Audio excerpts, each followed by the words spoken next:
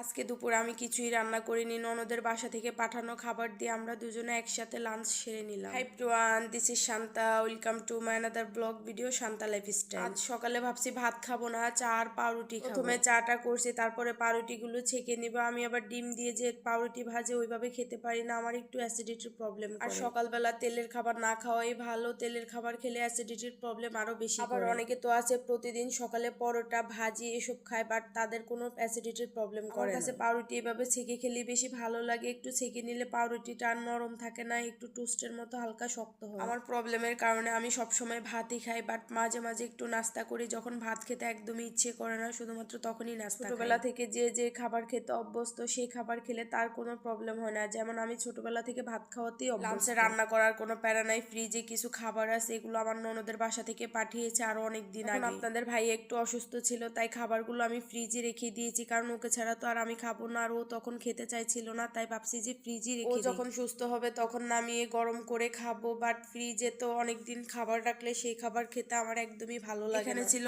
Pulao, roast, খাসির মাংস, এগুলো ডিপ ফ্রিজে ছিল। আমি আগের দিন রাতে নর্মাল ফ্রিজে রেখেছি। খাবারগুলো আগের দিন নর্মাল ফ্রিজে রাখার কারণে আনমোল্ড করতে একদমই কষ্ট হয় না, খুব তাড়াতাড়ি গরম করে নিতে পারবো। আপনারা হয়তো বলতে পারেন যে আমি ছুরি নিয়েছি কেন, যদি এগুলো নরম হয়ে থাকে একটু তাড়াতাড়ি করার জন্যই আমি ছুরি নিয়েছি। রোস্ট পোলাও আমার হাজবেন্ডের অনেক পছন্দের খাবার, বাট আমি তেমন একটা পছন্দ করি না, কিন্তু সবার তো আর সব খাবার পছন্দ না, এক একজনের এক একটা খাবার পছন্দ, আর সবার মুখের রুচি তো আর আমার অনেক বেশি ঠান্ডা লেগেছে, আর বয়স দিতে গিয়ে তো মানে পুরো মনে হয় যে গলা বসে যাচ্ছে, বয়সই দিতে পারি না, কি যে একটা অবস্থা। এবার শীতে মনে হয় ঠান্ডা আমার পিছুই ছাড়ছে না, কি যে একটা অবস্থা। মনে হয় 2-1 দিন ভালো থাকি, আবার ঠান্ডা লেগে যায়। আমার সবসময় ঠান্ডা তেমন একটা বেশি লাগে না, বাট এবার শীতে কেন জানি মনে হয় যে একদম শীত আসার পর থেকেই ঠান্ডা যে লেগে আছে এখনো ভালো হয় না। ভয়েসটা শুনতে হয়তো অনেক বেশি খারাপ লাগবে, প্লিজ কেউ কিছু মনে করবেন না। খাবার ফ্রিজে থাকলে কিন্তু সুবিধা আছে, তাই না? যেমন আজকে আমার রান্না করতে একদমই ইচ্ছে করতেছিল না, তাই ভাবলাম যে এগুলোই গরম করে খেয়ে নিই। কখনো যদি কোনো খাবার আমি বেশি রান্না করি তখন একটু তুলে রাখি ফ্রিজে বক্সে করে, যে অন্য সময় যদি রান্না করতে ইচ্ছে না করে তখন এটা নামিয়ে গরম করে খাবো। আমি তো ভাবছি পোলাও ফ্রিজে রেখেছি, এটা গরম করলে কেমন না কেমন হয়, পরে দেখলাম যে না, খুব সুন্দর হয়েছে, একদম জর্জরে হয়েছে। চুলার এক পাশে রোস্ট গরম করে নিচ্ছি আর অন্য পাশে খাসির মাংস। এটা হচ্ছে খাসির রেজালা। আমার কাছে খাসির মাংস রেজালার থেকে একটু ঝাল ঝাল করে রান্না করলে খেতে বেশি ভালো লাগে। আমি খাসির রেজালা এই ফার্স্ট টাইম খাবো, এর আগে কখনো খাইনি, শুধুমাত্র গরুর রেজালা খেয়েছি। খাসির রেজালাও খেতে হয়তো অনেক বেশি মজা হবে, জানি না, খাওয়ার পরে বলতে পারবো। দেখেই তো অনেক বেশি লোভনীয় লাগছে। এই তো কড়াই থেকে রোস্ট বাটিতে ঢেলে সব খাবার টেবিলে নিয়ে আসছি। আজকে